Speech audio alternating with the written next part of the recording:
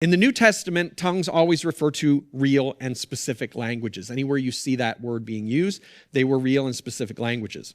So in the early church, we see people who didn't have knowledge of a language being able to speak in it without understanding it. That's what was happening in Acts chapter 2. It was really crazy. Imagine for a second, you're there, you're a Christian, and there's people from all over the world, and the Holy Spirit comes in power, and you're like, I want to tell people about the good news of Jesus. And you go up to somebody who speaks a completely different language, and all of a sudden you can just talk to them in that language, right? That would be pretty crazy. That was a sign. That was a wonder. That was something God was doing to demonstrate that he was there and confirming that message. God enabled this to show that the message being shared was indeed from him. In chapter 14, in 2 weeks, we're going to see that tongues were actually a sign of judgment on unbelieving people. Pastor Nathan's going to be sharing that week, so he's going to talk a little bit more about that.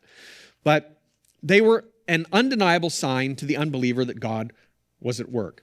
Now, by the way, this is a sign gift that, again, I have heard multiple stories from people who are in frontier ministries where the gospel is just entering a place where this has taken place, where people had the ability to speak in a language that they had not trained in, that they had no knowledge of. It was a miraculous thing. And I 100% believe it. It's consistent with what we see here in the New Testament.